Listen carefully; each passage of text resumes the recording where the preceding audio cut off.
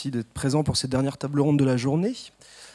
Donc sur les financements des projets du Grand Paris, qui est un sujet majeur, et en plus il y a beaucoup d'actu sur ce sujet-là.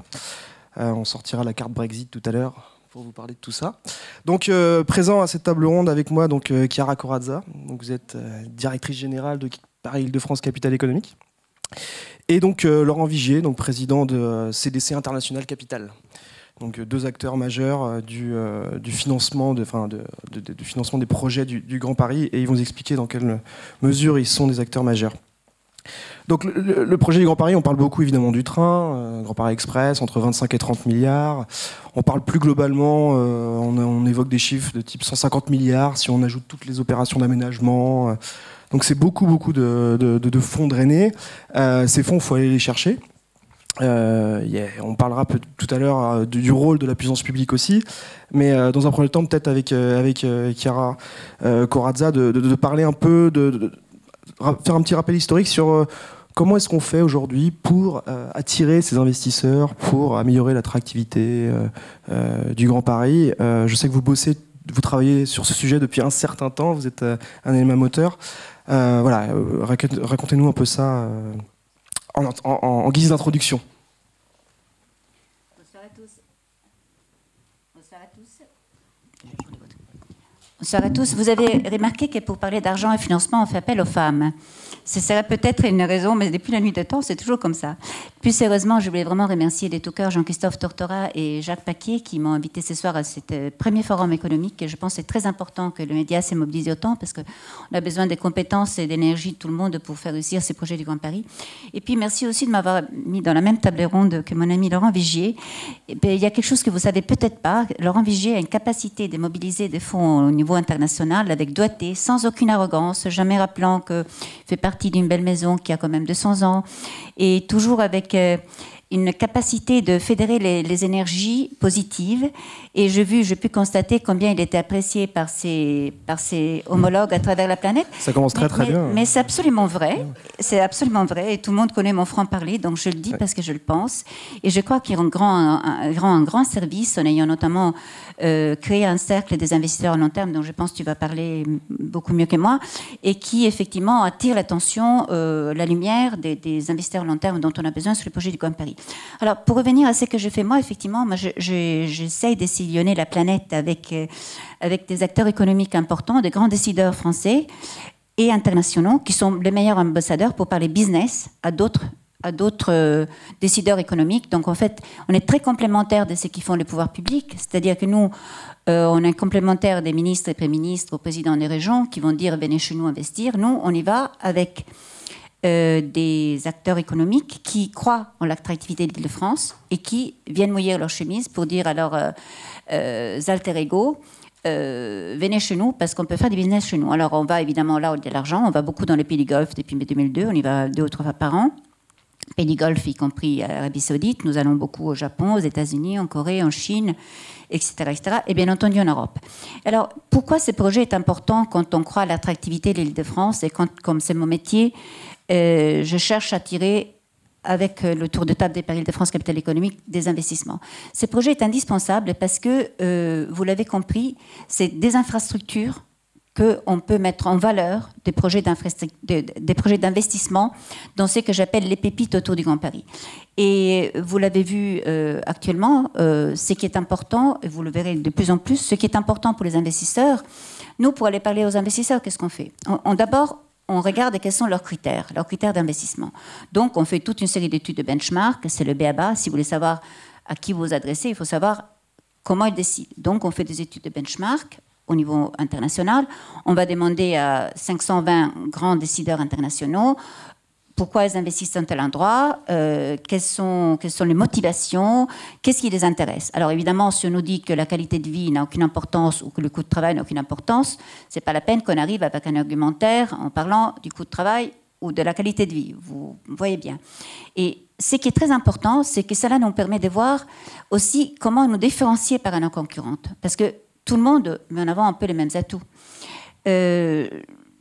Je vous donne un exemple très simple. Depuis la crise, les critères des investisseurs ont complètement changé. Je reviens après au Grand Paris, mais vous verrez que c'est important. Quel est le premier critère des investisseurs à 90%? la stabilité politique et la sécurité juridique. Ce qui veut dire qu'on va là où on a la confiance dans les pouvoirs publics et où on pense qu'on sait où on va dans ces investissements. Donc la confiance et la prédictibilité. Je ne sais pas si on dit ça en français, mais en anglais c'est predictable. Et c'est vraiment le mot. C'est-à-dire on sait où on va. Vous voyez bien qu'en ce moment, je vois une petite parenthèse, c'est extrêmement important pour nous parce que nous avons une autoroute devant nous avec une instabilité, une insécurité en Angleterre, avec peut-être une décomposition de l'État, peut-être une petite Angleterre à la part de la grande Angleterre, peut-être une perte de confiance des investisseurs financiers et autres. Donc, qu'est-ce qu'on doit faire, nous? La première chose qu'on doit faire, c'est montrer qu'on a un environnement stable. Alors, vous me direz, à la tête de la région, il y a une présidente entrepreneuse qui est élue pour 6 ans. Donc, de ce point de vue-là, on a une stabilité politique. On a une élection présidentielle, mais qui ne devrait pas remettre en cause le projet du Grand Paris, qui est maintenant complètement parti. Vous le savez, les tunneliers sont à l'œuvre.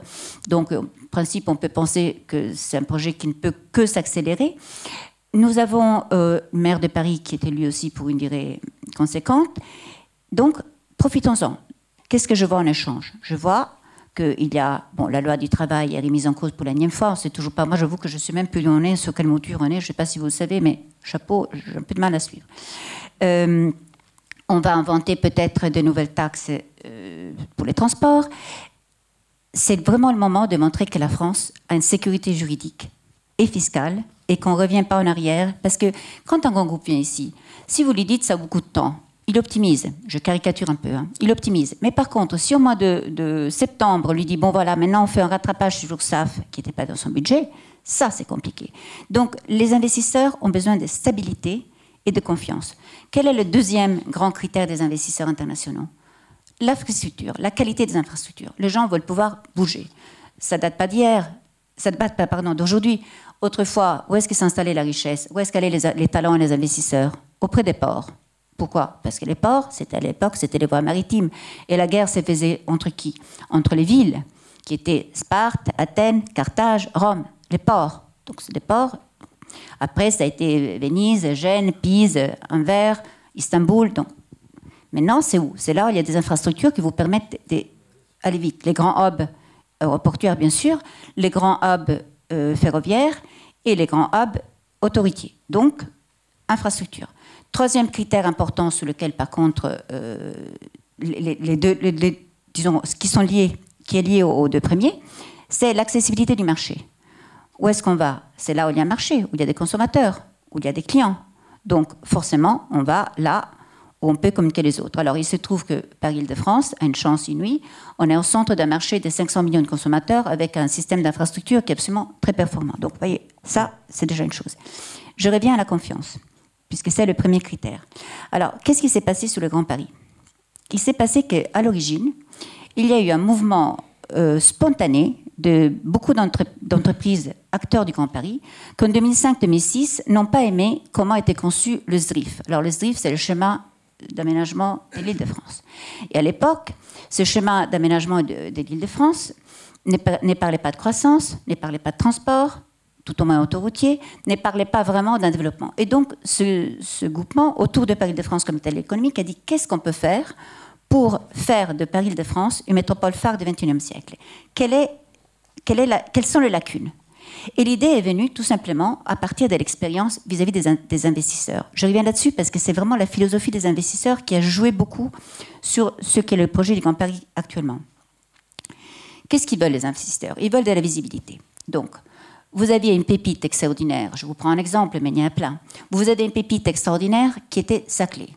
Saclay qui s'appelait Scientipol à l'époque, qui était un grand plateau au milieu de rien, sécurisé parce qu'il y avait le SEA, et qui avait un mal fou depuis la nuit des temps à faire travailler ensemble les élus locaux, mais pas seulement, les universités, les grandes écoles, et tout le microcosme des talents et des recherches avec un potentiel exceptionnel. Parce que chacun travaillait dans son coin et qu'il ne fallait surtout pas travailler ensemble. Comment voulez-vous qu'un investisseur international ou un classement de Shanghai repère Saclay sur une carte? Comme même les Français ne savaient pas que il y avait cette formidable puissance là-dedans. Moi, je me rappelle quand j'étais à la région, pendant très longtemps directeur des affaires internationales, s'il venait les maires de Tokyo, le maire de Pékin, et je disais on vous amène un soir sur le plateau de Saclay, ils disaient mais attendez, mais nous on va aller à Sophia Antipolis, c'est là que ça se passe. Non, attendez, il y a quand même beaucoup plus de recherche, beaucoup plus de brain concentré sur le plateau de Saclay que là-bas. Ça ne savait pas. Donc, on a commencé à travailler là-dessus, avec évidemment les acteurs économiques, à apporter à l'international l'excellence de Paris-Saclay. On a commencé à dire à tout le monde qu'il fallait que ça s'appelle Paris-Saclay et pas le plateau de Saclay, etc., etc., etc. Et puis surtout, on a fait un groupe de travail dans lequel... on a fait plusieurs groupes de travail, mais disons qu'il y en a un dans lequel on a vu que le problème numéro 1 de Saclay était lequel? La desserte. Comment voulez-vous faire un centre de recherche excellent au monde, in Silicon Valley, en MIT, toute l'ambition qu'on peut avoir pour ce territoire formidable, et ne pas avoir accès au territoire? En sachant qu'à l'époque, Orly était presque plus du tout international. Donc en fait, pour aller à Saclay, il fallait vraiment y aller. Donc tout ça est l'origine du Grand Paris. C'est comment valoriser ces pépites cachées qui sont autour de Paris. Vous faites le même discours pour la Défense. Au milieu des années 2000, la Défense était en plein déclin, parce qu'au lieu d'être le grand centre d'affaires rayonnant en Europe, numéro 1 en Europe, les tours étaient anciennes, il n'y avait plus de construction. Ce n'était plus du tout le modèle de grand centre de business. Alors ailleurs, vous aviez des tours magnifiques, etc. Vous aviez Shanghai, Dubaï et autres qui arrivaient. Vous aviez Roissy, autre pépite formidable, un hub des échanges unique au monde, puisqu'on est au cœur de l'Europe, comme vous avez bien compris, qui commençait à être concurrencé de plus en plus par les compagnies low cost, par Amsterdam, qui fait un très bon fief, etc., etc. Donc, tous ces pôles avaient besoin d'être accélérés, confortés, aussi, rendus visibles, attirer l'attention des pouvoirs publics, parce que souvent, c'était des pépites délaissées. Je ne parle pas aussi, bien sûr, de Paris-Marne-la-Vallée. Pareil, vous avez un formidable potentiel de foncier entre Paris et Disney. Tout le monde connaît Paris, tout le monde connaît Disney. Entre les deux, on ne sait pas qu'est-ce qui se passe. Pareil, formidable. Donc, tout cela méritait d'être mis en valeur. Et quoi de mieux qu'un réseau d'infrastructures performant pour mettre tout ça en valeur?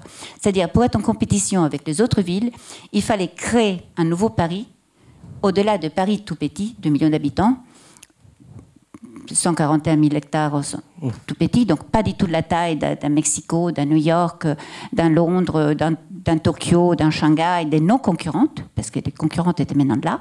Donc il fallait construire un Paris sur Paris et attirer l'attention des investisseurs sur tout ce qui se passait autour, mais qui n'était pas visible. Pas géographique, en fait, il fallait un concept... C'est un concept simplement de grands pôles, comme ça se fait dans le monde entier. C'est Porter qui a invité le système des clusters, c'est-à-dire rendre visible et attractif, parce qu'évidemment, il faut structurer aussi ces territoires. Donc là, je vous l'ai fait courte, mais il est évident que tout ce potentiel qui était autour de Paris, il fallait faire en sorte de le valoriser. Et c'est ce transport révolutionnaire, parce qu'il est circulaire. Ça ne vous a pas échappé que jusqu'à maintenant, c'était Paris avec des radiales qui restaient centrales. Et là, pour la première fois, on a un système qui relie à la fois ces pôles, à l'époque de 7 pôles, on va y revenir, qui maintenant sont devenus plus nombreux. Ces 7 pôles qui étaient un peu le noyau dur de l'excellence de l'Île-de-France, entre eux, avec Paris et avec les aéroports. Donc, c'est vraiment ce concept-là, et je pense que c'est très important de ne pas simplifier le projet du Grand Paris en disant que c'est un magnifique projet de métro express. Ce n'est pas ça. C'est un projet de développement économique d'une envergure exceptionnelle, et ça, les entreprises étrangères l'ont très bien compris. C'est le premier projet, c'est un projet européen. D'ailleurs, la BEI et la Caisse le financent largement, à hauteur de 5 milliards chacun. C'est dans le plan Juncker. Européen, un attracteur européen, national et régional. Justement, Laurent Vigier, j'imagine que vous êtes sur la même longueur d'onde que ce que vient de dire Kira Corazza. Vous, notamment, vous êtes pas seulement ici en tant que Caisse des dépôts internationale capitale, vous êtes aussi le représentant de la Caisse, qui est une institution qui met énormément d'argent en amorçage sur ce projet. Comment est-ce que... Et vous êtes aussi un acteur public, donc racontez-nous un peu comment vous vous positionnez par rapport aussi, en complément de Paris-Île-de-France Capitale économique. D'abord, si vous me permettez... Oula, pardon. Ok. Problème de micro. Je voudrais... Tout le monde peut mesurer la passion de Chiara, qui est une passion qui remonte à longtemps. Et je crois que Chiara va... Tu as fait des compliments très exagérés à mon propos, mais moi j'ai essayé de faire un compliment très objectif. Le Grand Paris existait avant. Il y avait 10 millions de personnes qui habitaient dans l'agglomération parisienne. On ne parlait pas du Grand Paris. Et effectivement, ce territoire du Grand Paris, ce territoire métropolitain, était en perte de vitesse par rapport à Londres, par rapport même à Francfort, à Berlin. Et au fond, l'émergence du Grand Paris, non seulement du projet, mais aussi de la perception internationale du projet du Grand Paris, a permis d'inverser auprès des acteurs, non seulement des acteurs domestiques, nationaux, mais également des acteurs internationaux, la perception du potentiel de ce territoire.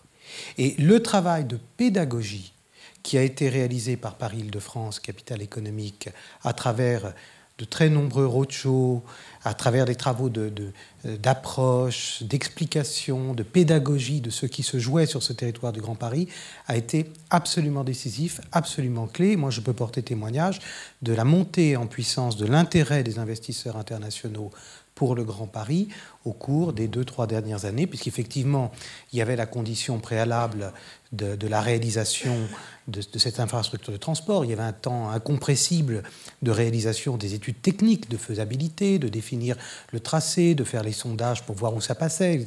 Donc ce temps était incompressible, j'allais dire. On n'a pas perdu de temps avec les aspects d'organisation territoriale. Il y avait un temps technique incompressible qui était celui des études techniques préalables. Maintenant, ça commence à se réaliser, mais ce temps a été mis à profit, ce temps de préparation a été mis à profit pour faire émerger le thème du Grand Paris auprès des investisseurs internationaux. Alors, comme ce territoire existait et que la Caisse existe depuis longtemps, la Caisse est naturellement partie prenante de ce territoire.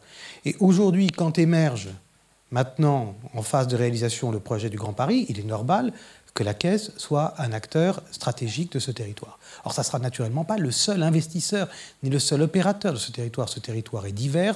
Il y aura des financements publics, il y aura des financements européens, il y aura beaucoup de financements privés, le maximum de financements privés possible. Il y aura des financements bancaires, des financements internationaux. On n'a pas d'idée de l'effet de levier global. Voilà, donc exactement. Mais la Caisse jouera le rôle qu'elle a toujours joué, et qu'elle doit jouer dans un projet de cette ampleur, c'est-à-dire un rôle de catalyseur et d'accélérateur. Et pour ça, il y a 7 filiales de la Caisse qui sont aujourd'hui mobilisées, plus le fonds d'épargne, c'est-à-dire l'épargne des Français, 4 milliards pour le financement de l'infrastructure du Grand Paris, la SNI, Société Nationale Immobilière, qui est filiale de la Caisse, qui est d'ailleurs partenaire de l'événement d'aujourd'hui avec Grand Paris Habitat, la production de logements, le ICAD, enfin toutes ces filiales de la Caisse, ces entités de la Caisse sont mobilisées et interviendront dans différents segments du projet. Et juste, la Caisse a aussi un rôle en tant qu'acteur public, un rôle social, territorial assez important. Quels sont les engagements de la Caisse sur ce point dans le cadre du développement du Grand Paris ? Je crois qu'il y a plusieurs dimensions du projet. On parle de la dimension des transports, c'est évidemment le point de départ.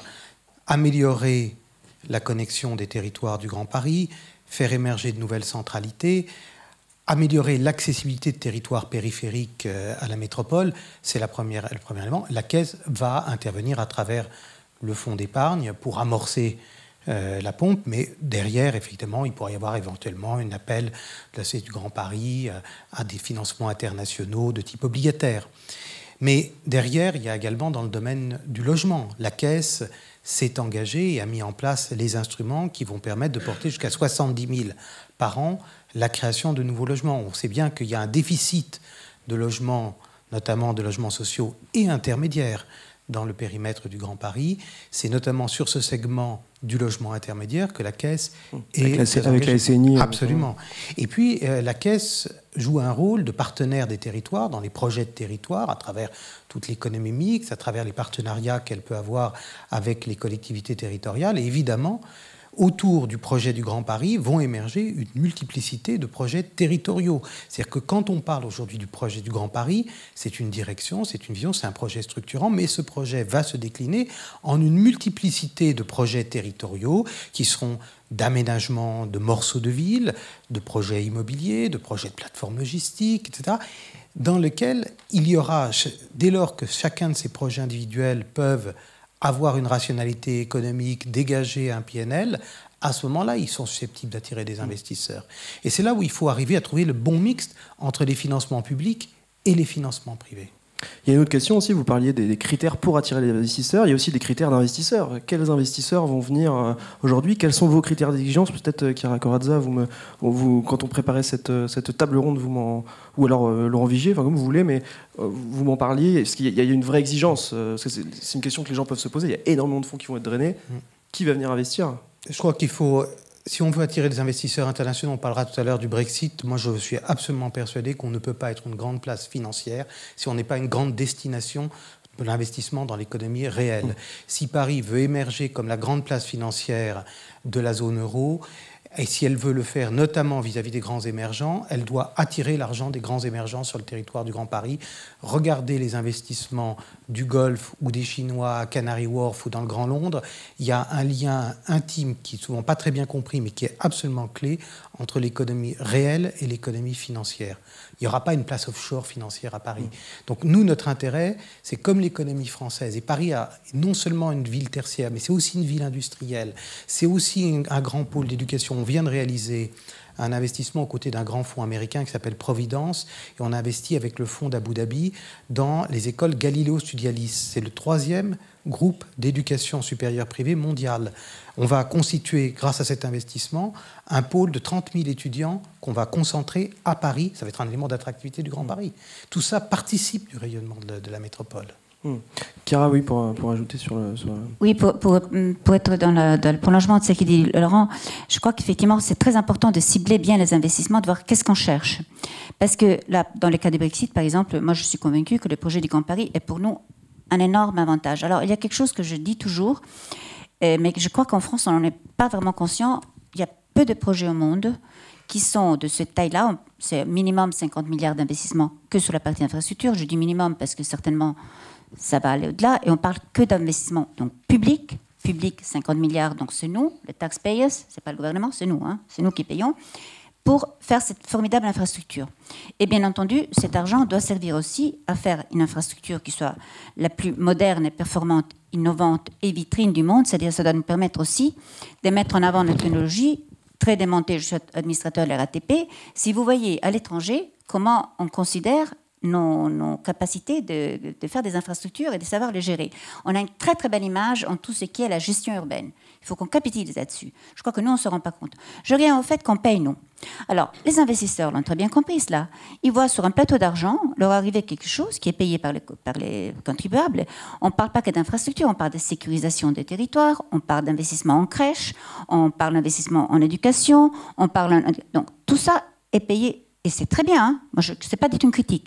Mais vous pensez bien que les investisseurs se précipitent. Dans les autres pays, je prends toujours l'exemple de ce qui a fait la fortune de Dubaï. La fortune de Dubaï était en fait un fondateur de centres commerciaux qui s'appelle Al Futtaim, qui a décidé de faire un jour un centre commercial. Il a réussi à convaincre l'émir que c'était... Je caricature toujours pour simplifier les choses, ce n'est pas si linéaire et simple. Qu'il fallait avoir une ambition pour cette ville, attirer des touristes, des clients, etc., etc. Mais quand vous faites le métro de Dubaï, le centre commercial finance 500 mètres à gauche, 500 mètres à droite et finance à 100% la gare. Ce n'est pas l'autorité de Dubaï qui finance. Et c'est comme ça dans la plupart des pays du monde.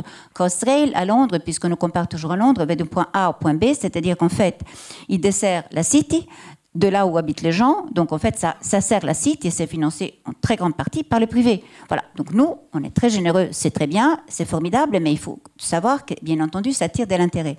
Donc ça tire de l'intérêt, c'est à nous de choisir le type d'investisseur qu'on veut à côté de l'État. D'où l'importance. Pas de fonds requins. D'où l'importance, exactement. D'où l'importance de la Caisse des dépôts Capital International, qui peut être un véhicule de co-investissement pour co-choisir avec des investisseurs quels sont les endroits. Nous, on a tout intérêt à avoir en face de nous des professionnels, investisseurs long terme, qui n'ont pas besoin de cash, qui ne vont pas acheter une gare et la revendre le lendemain, mais qui n'ont pas besoin de cash justement puisqu'ils sont des investisseurs long terme.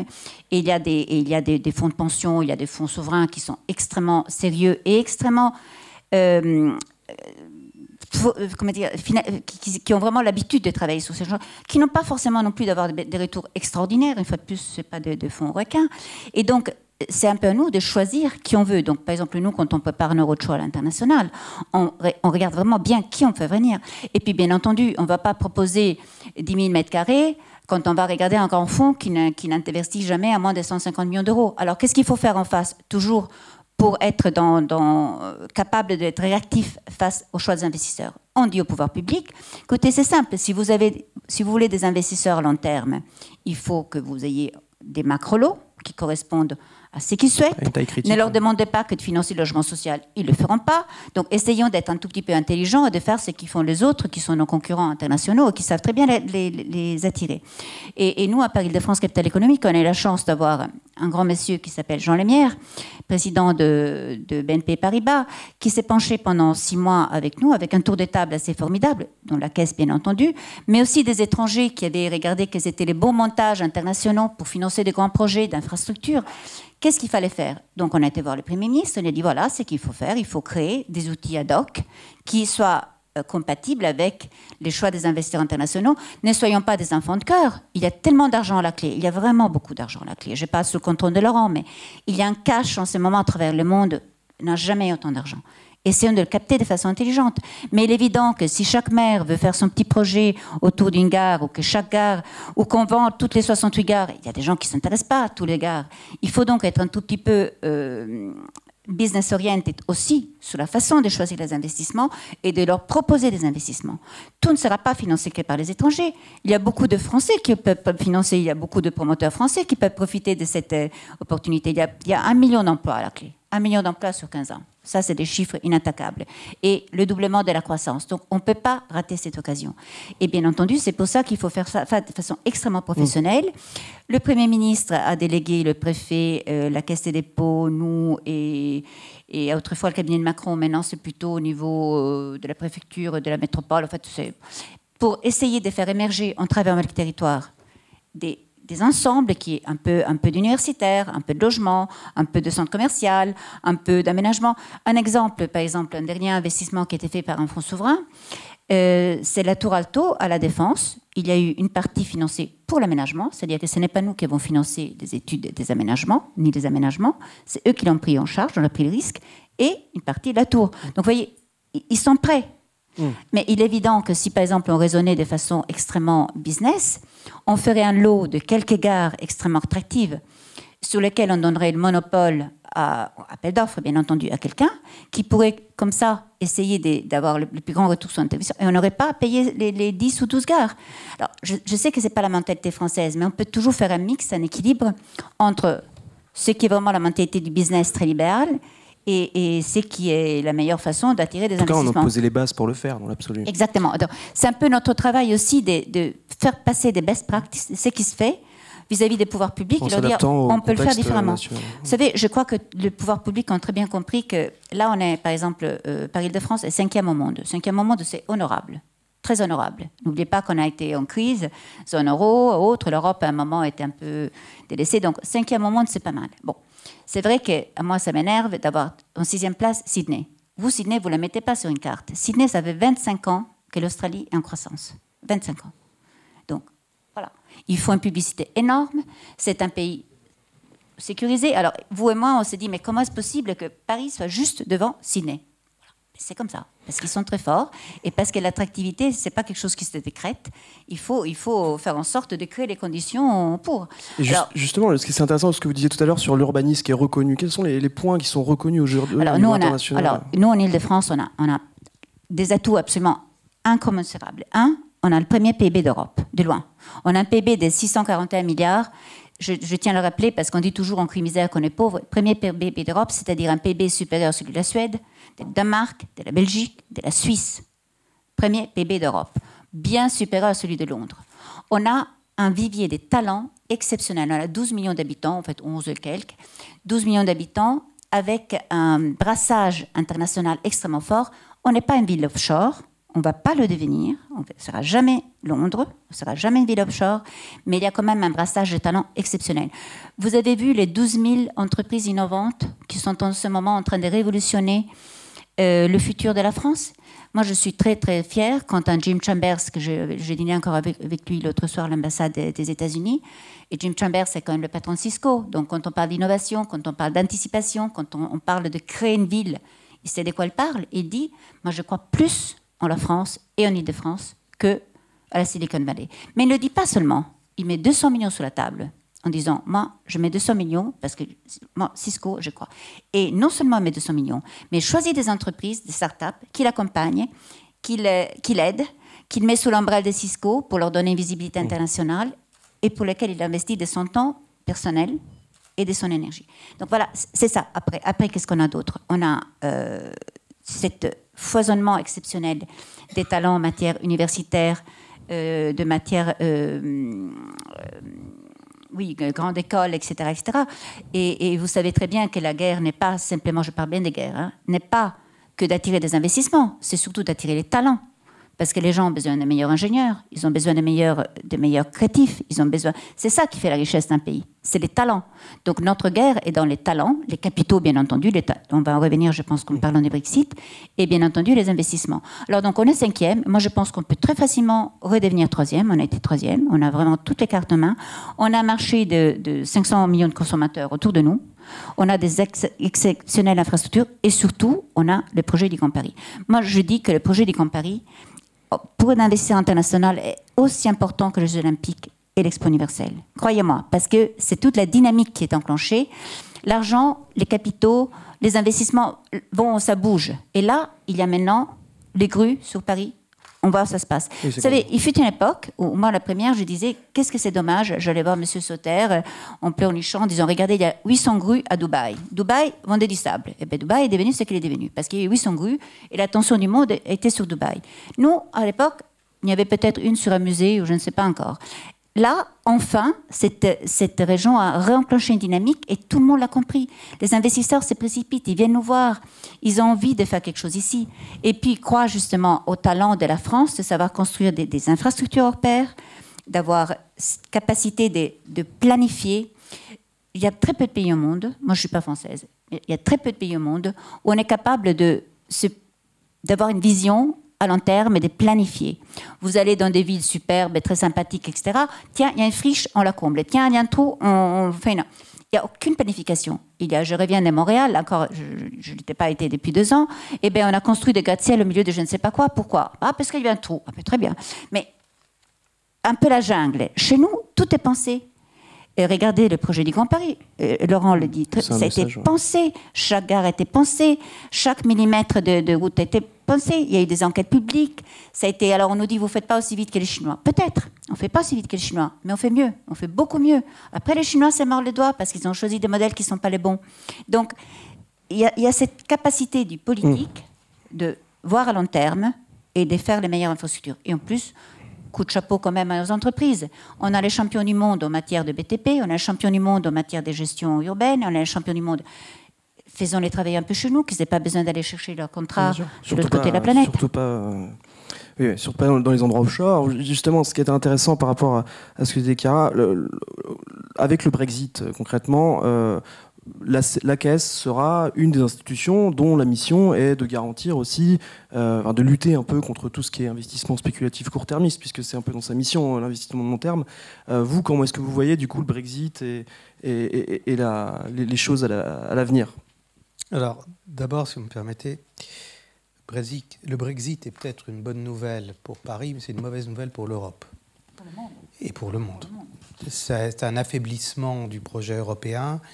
Et il faut y penser très sérieusement et essayer aujourd'hui d'apporter une réponse qui soit une réponse française et européenne qui permette de remettre de la visibilité, de la stabilité et une perspective de long terme face à un continent qui est quand même secoué et un projet européen qui est secoué par ce phénomène du Brexit. De ce point de vue-là, le Grand Paris, c'est évidemment un sujet tout à fait important. Je dirais aujourd'hui, il faut accélérer ce projet du Grand Paris. Il faut accélérer parce qu'il donne une perspective au pays et à l'Europe. Donc, il fait partie de ces quelques projets qui donnent une perspective. Et quand vous dites de risque de capitaux spéculatifs, il y a aussi le risque de voir un gel ou un freinage à coup de frein général sur les investissements. Parce que quand vous êtes aujourd'hui à Pékin ou quand vous êtes dans le Golfe, vous pouvez vous dire l'Angleterre est secouée, mais vous pouvez dire aussi l'Europe est secouée. Et il peut y avoir un réflexe de prudence généralisée. Donc, je crois qu'il est extrêmement important aujourd'hui de tracer une perspective. Alors, la question des capitaux spéculatifs, le hot money, c'est un sujet sur lequel beaucoup de pays sont penchés, qui ont connu ce genre de phénomène. On peut avoir effectivement des phénomènes de spéculation. Mais le Grand Paris, c'est, j'allais dire, d'abord, on n'est pas dans ce qu'on appelle dans les infrastructures, dans l'immobilier, du brownfield. Si vous avez de la spéculation, ça va sur des actifs qui existent déjà. Ou alors sur des actifs, quand vous êtes par exemple dans certaines métropoles du Golfe ou en Chine, où c'est facile de construire, où il y a des bulles immobilières. En France, ça n'est pas facile de construire. Il faut des enquêtes publiques, il faut réfléchir au projet.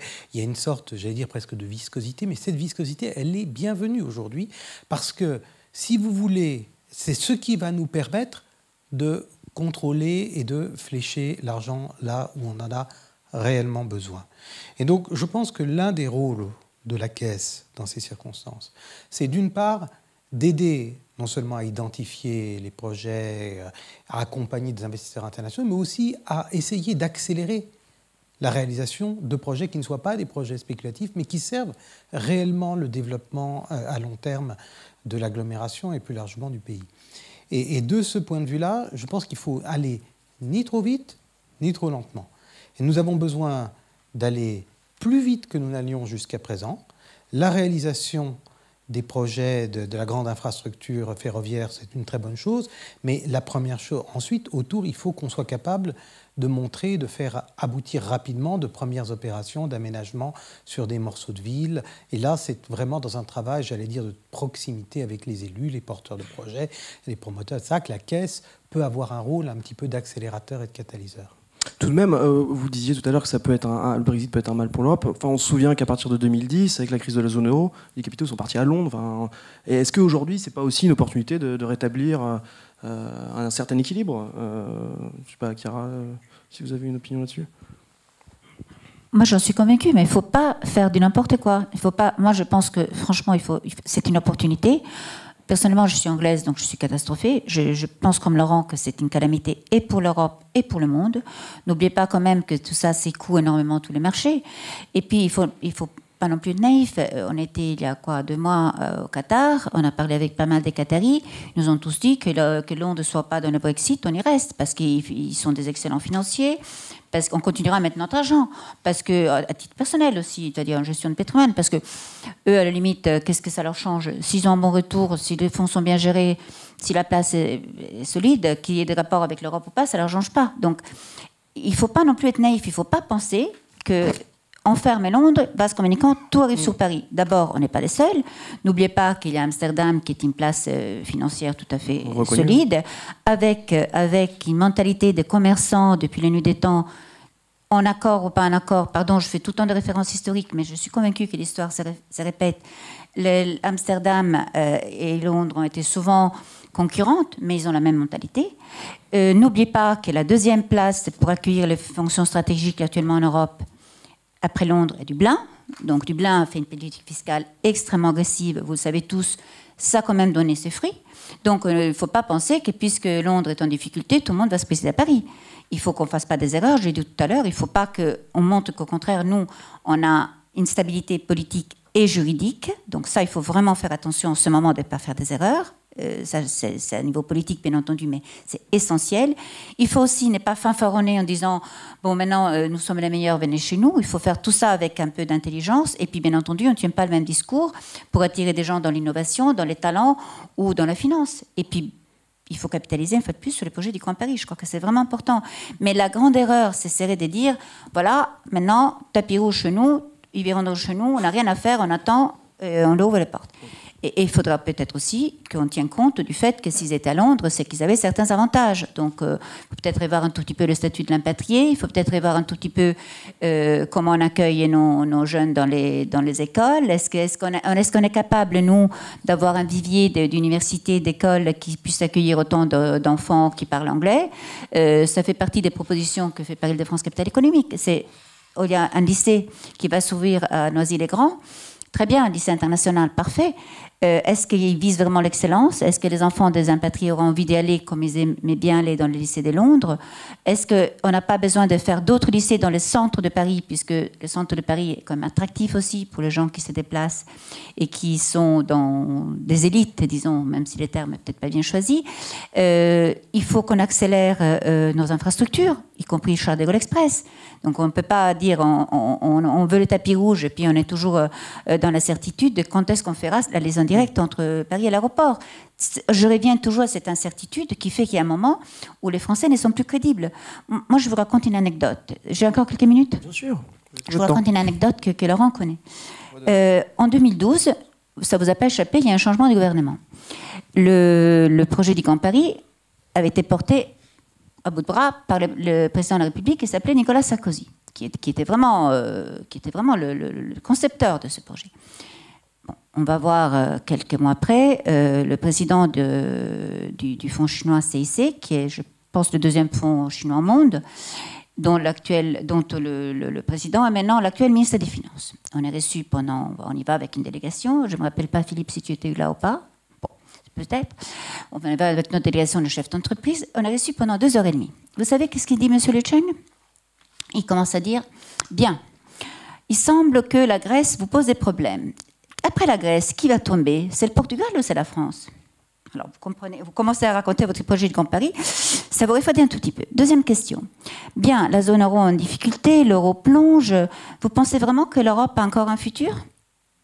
Troisième question. Dites-moi, mais votre projet là du Grand Paris dont vous venez nous parler, on a bien vu vos plans, ça a l'air intéressant, il y a effectivement pas mal d'égards, tout ça est très bien, mais on me dit qu'il y a quand même un changement de gouvernement. Est-ce que le nouveau gouvernement va porter le projet?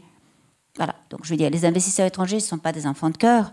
Le lendemain des élections de 2012, nous avons été envahis des mails, mais je pense que nous n'étions pas les uniques, en disant, mais alors, ça fait 4 ans que vous nous vendez un projet, est-ce qu'il est toujours d'actualité? Est-ce qu'il va tomber à l'eau?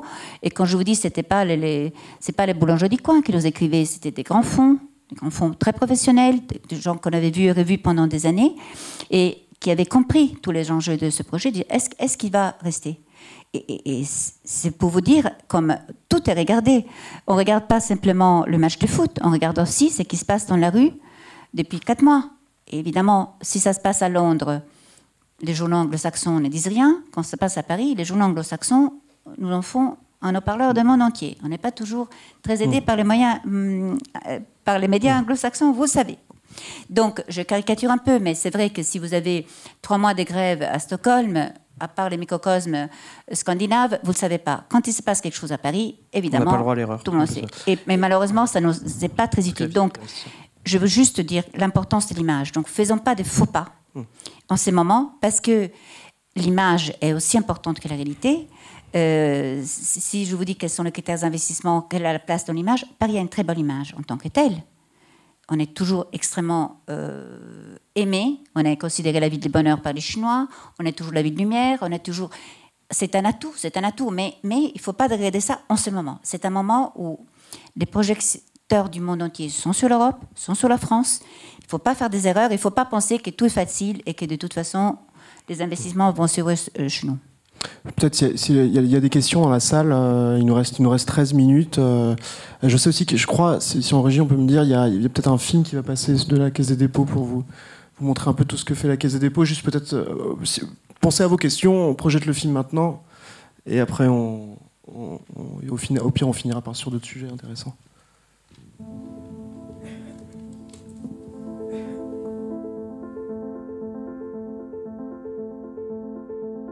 L'avenir se dessine et se crée sous nos yeux. Un des plus grands projets de développement économique du XXIe siècle a lieu maintenant en France, à travers l'extension de sa capitale connue et reconnue pour son patrimoine, sa culture et son art de vivre.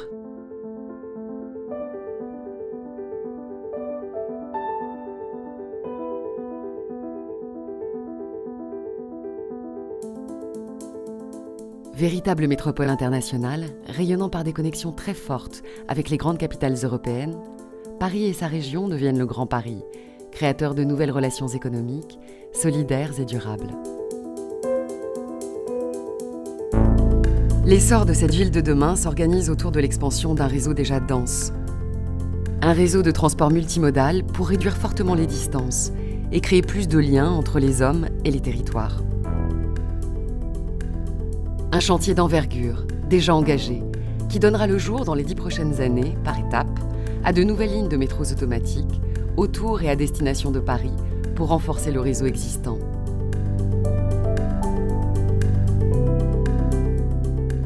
Ce nouveau maillage du territoire, c'est autant de nouvelles gares qui verront le jour, lieu d'échange, de communication et de passerelle entre les villes et les hommes.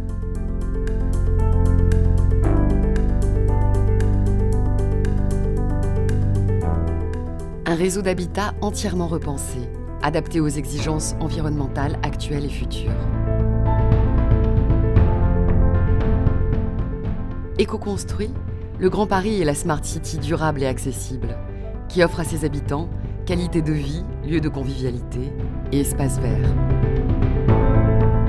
Les candidatures aux Jeux Olympiques 2024 et à l'Exposition universelle 2025 sont déjà de formidables accélérateurs du Grand Paris. Un réseau numérique et intermodal pour relier les pôles d'excellence qui font du Grand Paris le numéro 1 en recherche et développement en Europe et l'une des 3 villes les plus attractives dans le monde pour les investisseurs. Innovation, santé, industrie, aéronautique, agroalimentaire. Ces territoires d'excellence, en perpétuelle évolution et mutation, sont la source où s'imagine l'avenir pour répondre à la compétitivité de demain. Véritable vivier d'emploi, rapprochant start-up, grandes entreprises, universités et grandes écoles, ils sont les lieux où se développent les savoirs collaboratifs, où se décident les investissements d'aujourd'hui et se créent les solutions de demain. Le Grand Paris est destiné à devenir la vitrine des savoir-faire de la France, pays d'ingénieurs et d'entrepreneurs. Le Grand Paris est un réseau d'excellence pour une ville d'exception. Le Grand Paris n'est plus un projet, mais une réalité en marche, avec de magnifiques opportunités d'investissement. Le Grand Paris est plus qu'une ville. C'est votre ville-monde du XXIe siècle.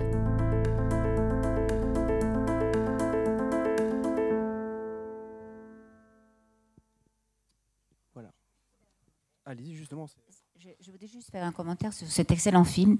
C'est pour vous dire, quand on va à l'étranger, par exemple... C'est ça que vous montrez, en fait, concrètement. Alors, nous, on montre bien sûr ça, mais ce qui est important, c'est que on passe quelques messages. Alors, c'est vrai que moi, je remercie beaucoup la Caisse des dépôts parce qu'ils nous ont associés pour qu'on harmonise nos chiffres, qu'on dise la même chose, qu'on fasse des priorités. Ce qui est très bien, parce que puisqu'on va ensemble à l'étranger, au moins, on est en phase, mais le problème n'est pas là.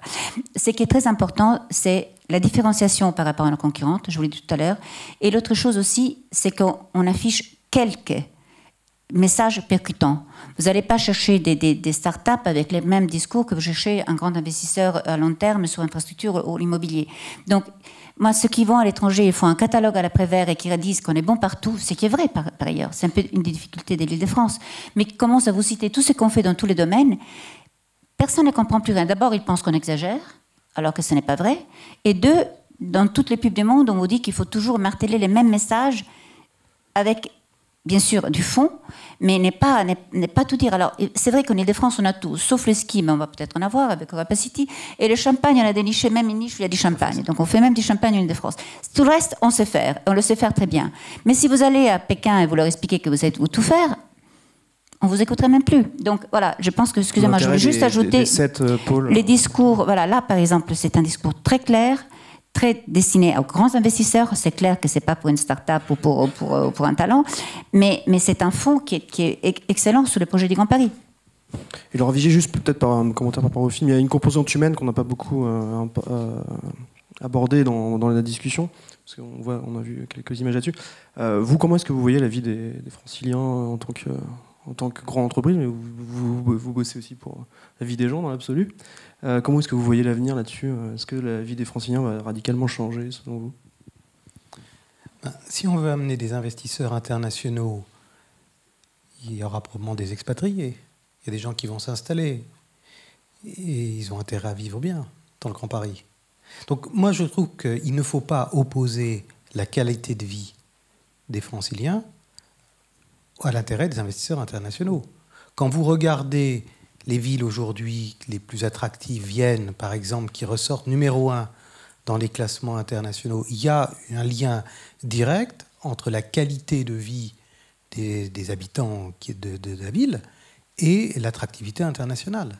Donc il ne faut pas opposer les deux choses. Et d'ailleurs, vous savez, dans un monde où il y a beaucoup de volatilité, d'incertitude, de risques, si demain vous aviez des zones de non-droit, des émeutes urbaines comme il y a eu en 2005 qui se répétaient, c'est très mauvais pour l'attractivité. Donc une métropole attractive, c'est aussi une métropole solidaire. C'est pour ça que la Caisse des dépôts, en complément des investissements qu'elle peut faire dans les grandes infrastructures, dans l'économie, dans les entreprises. Par exemple, l'investissement qu'elle fait actuellement dans la halle Freycinet, qui sera le plus grand incubateur d'Europe. En même temps, elle investit dans le logement social, dans l'économie sociale et solidaire pour laquelle elle vient de lancer un nouveau fonds, parce qu'on a besoin de cette cohésion. Et cette cohésion, elle est un élément d'attractivité. Et pardon, je voudrais juste rappeler des chiffres qui sont inattaquables. 17% des emplois en Île-de-France relèvent directement d'un investissement étranger. Quand je vous parle des numéros 5 au monde de l'Île-de-France, c'est ces investissements greenfield, c'est-à-dire des nouveaux investissements, pas des prolongements. Et ça veut dire que chaque année, sur les 170 projets qu'on accueille chaque année, c'est à peu près 6 000 emplois nouveaux créés. Emplois en plus à forte valeur ajoutée. Donc, on parle d'emploi et on parle de qualité de vie. Quand je vous parle de faire un nouveau lycée international dans Paris et de faire de l'excellence dans celui de Noisy-le-Grand, mais ce n'est pas que pour les enfants des impatriés, c'est pour nos enfants, pour qu'ils puissent être armés dans la compétition mondiale, parler bien anglais, parler bien les langues, être excellents et avoir un network qui leur permettra d'être excellents avec leurs collègues de Montréal ou de Shanghai. Donc, il est évident que quand on parle de ces propositions qu'on fait, elles ne sont pas destinées au segment investissement. L'investissement est là pour créer de la richesse. C'est juste ça, pour créer de la richesse et pour enrichir notre région en talent, en innovation.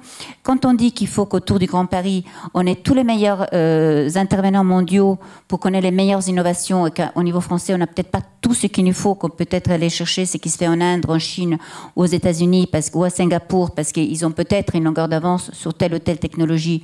C'est pas du tout pour affaiblir l'Île-de-France ou l'emploi ici. C'est au contraire, pour faire en sorte que ça puisse rayonner le plus possible et être vraiment le récipiendaire de tout ce qui se fait de mieux dans le monde.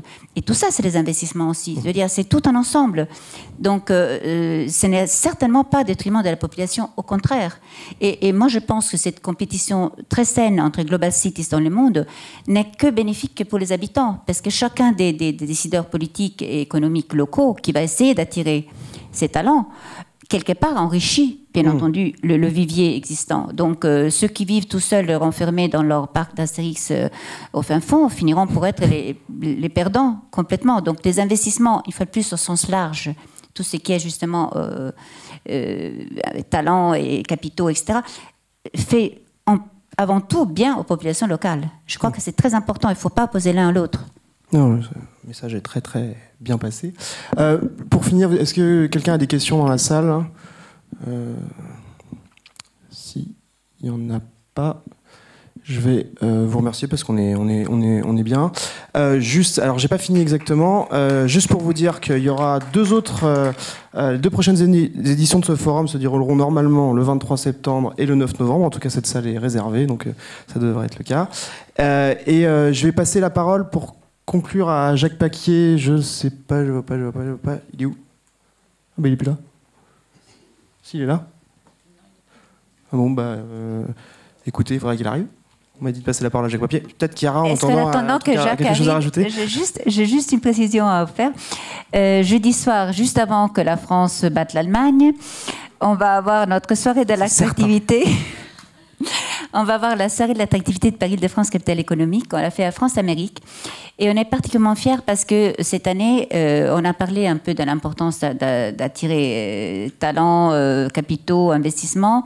Vous savez qu'il y a un domaine dans lequel on rayonne beaucoup, c'est tout ce qui est le centre de recherche. C'est un peu grâce à la Magic Tax, c'est-à-dire au crédit impôt recherche que nous avons mis en place en France, qui est une très très bonne chose pour les investisseurs.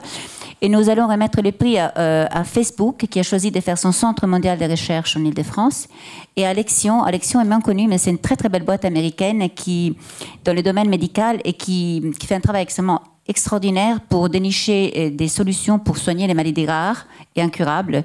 Donc, ils viennent ici non seulement parce qu'on a la Magic Tax, mais aussi parce qu'on a les meilleurs généticiens, les meilleurs médecins, le meilleur, je dis bien le meilleur, hein, c'est eux qui le disent, les meilleurs capables avec Pasteur, avec Paris Descartes, de pouvoir travailler pour trouver des solutions justement et soigner des gens. Donc vous voyez, ça, c'est une certaine fierté aussi de voir que, bien sûr, c'est bien d'attirer des capitaux, c'est bien d'attirer des investissements, mais être aussi, comme on était peut-être depuis l'origine des temps, l'endroit où on rayonne aussi pour améliorer la qualité de vie des gens, c'est quand même formidable. D'accord.